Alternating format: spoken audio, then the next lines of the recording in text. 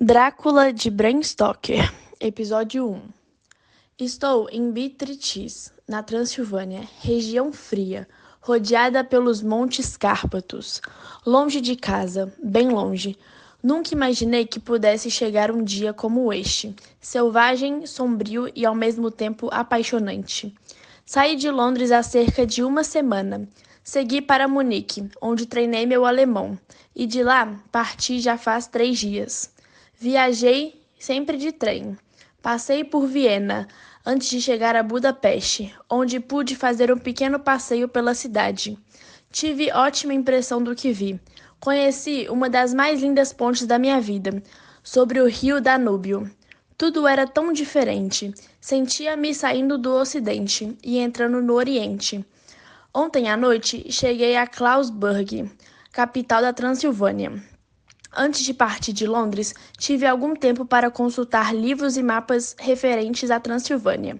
O nobre que estou indo encontrar, Conde Drácula, deu algumas referências de como localizar seu castelo. Visitei o Museu Britânico e lá pude descobrir que esta região fica próxima. A localidade mais conhecida que o conde mencionou em suas cartas foi Bistriz. Descobri uma série de informações interessantes, que não posso me esquecer de mencioná-las. A Mina, quando for lhe contar a respeito das minhas viagens. Não dormi bem noite passada. Tive uma espécie de pesadelo. Tive a sensação de um cão estar latindo sob minha janela. Importa é que pela manhã serviram-me uma refeição deliciosa. Comi apressadamente, pois o trem partia às 8 da manhã. Durante todo o dia, atravessamos uma bela região, entremeada de aldeias e castelos situados em costas de colinas íngremes. Estava escurecendo quando cheguei a Bistriz. O conde Drácula havia indicado o Hotel Coroa Dourada, onde uma senhora simpática vestindo trajes típicos já esperava. "É o cavalheiro inglês?" perguntou, inclinando-se para mim. "Sim", respondi, "sou Jonathan Harker." Ela sorriu discretamente e fez um sinal ao seu marido, um senhor de idade, que se aproximou e entregou-me a seguinte carta. "Meu amigo, seja bem-vindo aos Montes Cárpatas. Espero com ansiedade. Desejo que tenha uma boa noite de sono. Amanhã, às 3 horas da madrugada, tome a diligência que partirá para Bukovina, na qual haverá um lugar reservado para o senhor, no desfiladeiro de Borga. Minha carruagem o estará esperando e o conduzirá ao meu castelo. Espero que a sua viagem em Londres até aqui tenha sido excelente.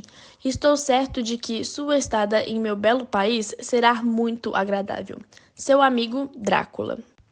"Fique com ele pelo amor que o senhor tem por sua mãe", e retirou-se do quarto. "Estou escrevendo estas linhas enquanto espero a diligência. É estranho um anglicano como eu carregar um crucifixo no pescoço, mas por enquanto vou levá-lo comigo. Estou bastante nervoso e inseguro. Não sei o que me espera, mas não consigo evitar a sensação de maus pressentimentos. Se chegar esse diário às mãos de Mina, antes que eu volte para junto dela, aqui lhe deixo meu adeus. Aí vem diligência." 5 de maio, no Castelo de Drácula. Finalmente cheguei ao castelo do Conde Drácula. As névoas da manhã desapareceram e o sol já surge no horizonte. Ainda não dormi, nem estou com sono. E como não tenho hora marcada para nada, vou escrever até que o sono me vença. A minha viagem de ontem a Bistriz até aqui foi bem estranha. Já começo a entender por que chamam a Transilvânia de a terra além da floresta. Parece que a gente nunca chega ao destino. É como se houvesse sempre um lugar mais adiante, como se andássemos em eterno espiral. Quando a diligência chegou, vi o cocheiro conversando com a dona do hotel. Acho que falavam de mim, pois me olhavam sem disfarçar com uma expressão de terror. Consegui entender algumas palavras, graças às pesquisas que fiz antes da viagem. A estrada era bastante acidentada, mas a beleza da paisagem me fez esquecer o cansaço e aqueles temores. Ao entrarmos no desfiladeiro, os passageiros começaram a me tratar com muita cortesia e até com um pouco de piedade. Agiram como se soubesse que alguma coisa estivesse para me acontecer, e por suas expressões de pavor, não poderia ser nada muito bom, ao menos para mim. Nuvens escuras e pesadas cobriam o céu, ameaçando tempestade. Sabia que se aproximava o ponto onde encontraria a condução para me trazer ao castelo do conde. Eu começava a pensar no que deveria fazer, quando vi o cocheiro consultar o relógio e dizer aos passageiros: Estamos adiantados em 1 hora. Em seguida, voltou-se para mim, dizendo num alemão pior que o meu: Não há carruagem alguma à sua espera. Mal completou a frase, os cavalos começaram a relinchar. E então, meio aos gritos dos outros passageiros, uma carruagem puxada por 4 cavalos, vindo por trás da nossa diligência, emparou-se conosco. Eram 4 esplêndidos cavalos pretos guiados por um homem alto, com longa barba e grande chapéu escuro, que lhe escondia parte do seu rosto. Consegui ver apenas o brilho de seus olhos, que pareciam vermelhos à luz dos lampiões. Chegou cedo esta noite, meu amigo, disse ele ao cocheiro. O cavalheiro inglês estava com pressa, mentiu-me gaguejando o condutor. Não tente me iludir, meu amigo. Sei de muita coisa, e meus cavalos são velozes. O estranho homem sorria enquanto falava. A luz dos lampiões dominou-se sua boca vermelha, de contorno rude e dentes afiados, branco como marfim. Um de meus companheiros de viagem murmurou-se para o outro. Seus cavalos são velozes porque a morte viaja depressa. O estranho ouviu aquelas palavras, mas apenas sorriu e pediu minha bagagem, que imediatamente foi colocada na outra carruagem. O homem ajudou-me a subir, pegando-me pelo braço, como se estivesse um punho de aço, tamanha a sua força. Sem dizer palavra alguma, ele sacudiu rédeas. Os cavalos viraram e mergulhamos na escuridão do desfiladeiro de Borgo. Olhando para trás, vi a diligência partir a caminho de Bukovina. Senti-me sozinho, nas trevas da noite. Um estranho arrepio gelou-me o corpo. Quase no mesmo instante, uma capa foi atirada sobre meus ombros, um cobertor sobre os meus joelhos, e meu guia me disse, um excelente alemão: A noite está fria, cavalheiro. Recebi ordem de meu senhor conde para cuidar bem do meu passageiro. Sentia-me confuso e amedroado. A carruagem avançava com rapidez e logo mudou de estrada. Parecia que sempre andávamos em círculos, sempre subindo. Não tinha coragem de perguntar àquele homem nada sobre o caminho. Quando quis saber as horas e acendi um fósforo, consultando o relógio, quase entrei em pânico. Faltava poucos minutos para meia-noite. De algo muito ruim estava para me acontecer. Aguardei as horas. Logo ouvi um cão latir ao longe. Outros latindo foram ecoando, até que, trazido pelo vento do desfiladeiro, chegou aos meus ouvidos um urro selvagem, parecendo vir de muito longe, tão longe quanto a imaginação podia alcançar. Os cavalos estavam tão indóceis que eu tinha vontade de pular da carruagem e sair correndo. De repente, os animais empinaram e retiraram. Mas o meu guia os conteve e prosseguimos a viagem por caminhos estreitos. Continuamos a subir, uma curva após a outra, em um movimento estonteante. De repente, notei que o guia estacionou os cavalos no pátio de um enorme castelo em ruínas. De suas altas janelas não se via sequer um raio de luz. Acho que tinha cochilado, pois se estivesse inteiramente acordado, teria notado a aproximação de um lugar tão impressionante. Na escuridão, o pátio pareceu muito grande, vários corredores saindo em meio de grandes arcos. Talvez sejam ainda maiores. Não os vi à luz do dia. O guia ajudou-me a descer da carruagem. Não pude deixar de notar novamente a sua força como de uma estátua. O velho esticou apenas o braço e impulsivamente apertou minha mão com uma força que me fez estremecer. Sua mão estava fria como gelo, mais parecendo a mão de um morto que de um vivo. Seja bem-vindo à minha casa, repetiu. Entre livremente, parta são e salvo. Deixe aqui um pouco da felicidade que traz. A força com que me apertou foi tão semelhante com o que havia notado no guia, cujo rosto não pude ver muito bem, que por um momento imaginei a possibilidade dos dois serem a mesma pessoa. "O senhor é o Conde Drácula?" perguntei curioso.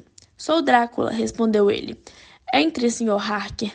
A noite está fria e o senhor certamente precisa comer e descansar."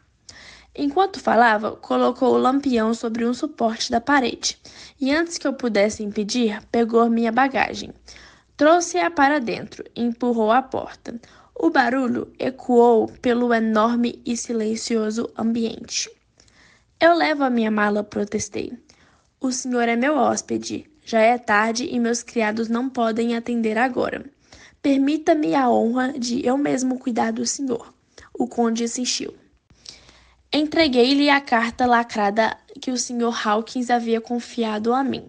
Ele abriu, leu-a em tom sério e depois, com um sorriso encantador, entregou-me para que eu também pudesse compartilhar um trecho, que, confesso, encheu-me de grande prazer.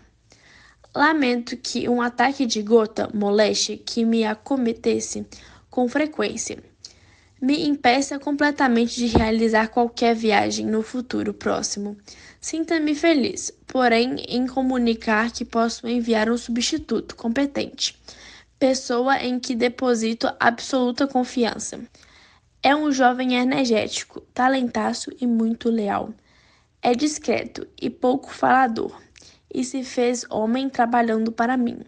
Estará à sua disposição para ajudá-lo em que o senhor desejar, e receberá suas instruções a respeito de todos os assuntos." 7 de maio. Um conde quase inglês. Descansei bastante nessas últimas 24 horas. Dormi até tarde e não fui acordado por ninguém. Comi uma refeição fria e um café ainda quente, pois o bule estava sobre a lareira aquecida. Em cima da mesa, um cartão que dizia: "Esta casa tem muitas coisas esquisitas. Possui evidentes mostras de riqueza." A luz forte da lareira permitiu-me examinar o Conde Drácula em muitos detalhes. Por exemplo, sua mão, grosseira e com os dedos fortes, tem pelos nas palmas e suas unhas são compridas e finas, terminando em ponta. Quando o conde se curvou-se sobre mim para me servir mais vinho, senti o profundo arrepio. Talvez por conta do seu mau hálito, fiquei completamente nauseado. O conde notou meu incômodo e recuou, e sentou-se novamente em sua poltrona, como se nada tivesse percebido. Ficamos em silêncio durante algum tempo. Percebi pela janela os primeiros vestígios do dia que desapontava. Do vale ouvíamos ios e muitos lobos. Os olhos do conde faiscaram quando falou.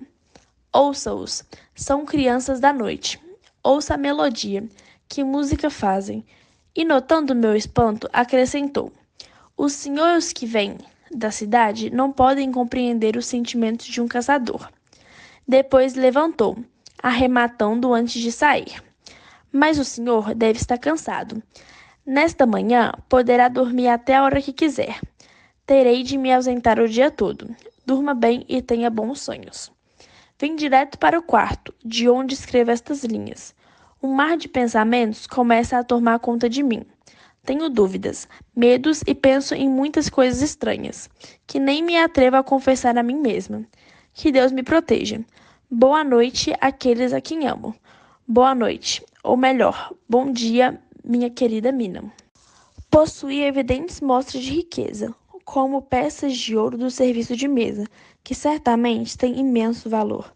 As cortinas e tapeçarias são tecidos lindos e antigos, talvez de séculos atrás, apesar de estarem velhas e morfadas. Outro fato estranho é que nenhum dos aposentos, nem mesmo na cômoda do meu quarto, há um espelho. Precisei utilizar o pequeno espelho de barbear que a Mina colocou. E o mais curioso para uma residência tão grande, ainda não vi um criado ou ouvi qualquer ruído, a não ser os lobos à distância. Não queria explorar o castelo, abrindo portas sem um consentimento do conde. Mas, confinando como estava, necessitava urgentemente de encontrar o que fazer, ou o que ler antes de o dono da casa voltar. Acabei encontrando uma espécie de biblioteca, e nelas muitos livros sobre a Inglaterra, até mesmo o guia da cidade de Londres. No centro havia uma mesa repleta de revistas e jornais londrinos, nenhum deles de data recente. Já outros livros eram sobre assuntos mais variados. Estava examinando um livro sobre leis inglesas, quando a porta se abriu e o conde entrou. As outras duas eram na Exeter e na Whippet, na costa de Yorkshire. Uma hora mais tarde, ele voltou. Sempre olhando os livros, Sr. Harker, mas não deve trabalhar demais. Venha, fui informado que a ceia está pronta. Levou-me ao aposento do vizinho, onde de fato a mesa estava posta. Mais uma vez, desculpou-se por não me acompanhar na refeição, mas me fez companhia enquanto eu comia. Ao término da ceia, também como na noite anterior, o conde ficou fazendo perguntas sobre os mais variados assuntos. Não pude deixar de sentir novamente aquele arrepio, que estou me acostumando a sentir quando o amanhecer se aproxima. De repente, ouvimos o canto de um galo, que cortou estridente o silêncio da madrugada. O conde ergueu-se e deu um pulo. Já é madrugada, não devia ter feito o senhor ficar acordado até estas horas. Sua companhia é muito agradável. Não vi o tempo passar, comentou antes de me cumprimentar e sair. Vim para o meu quarto e abri as cortinas, mas quase não há o que ver. A janela dá para um pátio e a única coisa que poderia ser vista é o céu cinzentado. Assim, tornei as fechas as cortinas e tratei de tomar estas notas neste diário. Peço desculpas por ter estado fora tanto tempo hoje, mas sei que perdoará quem tem tantos negócios importantes para tratar. Claro, Sr. Conde, gostaria que me desse permissão para visitar sua biblioteca sempre que desejar. O senhor pode ir quem quiser ao meu castelo, exceto naturalmente nas dependências, cujas as portas estiverem trancadas, respondeu ele. Não se esqueça que estamos na Transilvânia e não na Inglaterra. Nossos costumes são outros, e o senhor aqui poderá conhecer muitas coisas diferentes. Era evidente que estava disposto a conversar. Aproveitei e lhe fiz muitas perguntas sobre o que tinha acontecido comigo, desde a minha chegada à Transilvânia. Às vezes mostrava-se reticente e mudava de assunto, parecendo não compreender, mas em geral respondia com muita franqueza. Mas vamos lá, falar sobre Londres e de minha futura residência, pediu o conde. Fui buscar os documentos na minha mala enquanto os arrumava. Ouvi barulho de porcelana e prata no aposento, e quando voltei, notei os lampiões já acesos, uma vez que a escuridão da noite era total real. Encontrei o conde, estendido no sofá, lendo um guia ferroviário inglês. Quando entrei, ele tirou da mesa os livros e os papéis, para começarmos a descobrir planos, dados e contas de todos os tipos. Ele mostrava muito interesse em tudo o que fazia, e uma infinidade de perguntas sobre o lugar e seus arredores. Achei estranho o fato de que ele conhecer quase tudo sobre sua futura vizinhança. Não acha natural que seja assim, meu jovem? Quando eu estiver lá com meu amigo Jonathan Harker, que não estará mais ao meu lado, brincou, para prestar todas as informações que eu necessitar. Sem dúvida, o senhor estará em Exeter, a milhas de distância, provavelmente trabalhando com documentos jurídicos, ao lado do meu amigo, Peter Hawkins. Tratamos então dos detalhes da adquisição da propriedade, assinando os papéis necessários. Escrevi uma carta para a remessa dos documentos ao Sr. Hawkins. Sinto-me satisfeito de saber que minha casa é grande e construída há tanto tempo. Pertenço a uma família muito antiga e seria horrível morar numa casa sem história. Gostei de saber que a residência possui uma capela. Nós, nobres transilvaninhos, achamos que nossos ossos não devem repousar entre os mortos comuns. Tive a impressão de que sua fisionomia não estava muito de acordo com as tristes palavras que dizia. Ao contrário, notei em sua boca uma expressão maligna e ameaçadora. Como na noite anterior o conde pediu licença e retirou-se, arrumei os papéis e comecei a examinar os livros, folheando em atlas. Abri por acaso no mapa da Inglaterra. Havia 3 localidades assinaladas, com um pequeno círculo. Notei que uma delas era leste de Londres, justamente onde ficava a nova propriedade do conde. As outras 2 eram na Exeter e na Whippet, na costa de Yorkshire. 1 hora mais tarde, ele voltou, sempre olhando os livros, Sr. Harker, mas não deve trabalhar demais. Venha, fui informado que a ceia está pronta. Levou-me ao aposento do vizinho, onde de fato a mesa estava posta. Mais uma vez, desculpou-se por não me acompanhar na refeição, mas me fez companhia enquanto eu comia. Ao término da ceia, também como na noite anterior, o conde ficou fazendo perguntas sobre os mais variados assuntos. Não pude deixar de sentir novamente aquele arrepio, que estou me acostumando a sentir quando o amanhecer se aproxima. De repente, ouvimos o canto de um galo, que cortou estridente o silêncio da madrugada. O conde ergueu-se e deu um pulo. Já é madrugada, não devia ter feito o senhor ficar acordado até estas horas. Sua companhia é muito agradável. Não vi o tempo passar, comentou antes de me cumprimentar e sair. Vim para o meu quarto e abri as cortinas, mas quase não há o que ver. A janela dá para um pátio e a única coisa que podia ser vista é o céu cinzentado. Assim, tornei as cortinas e tratei de tomar estas notas neste diário.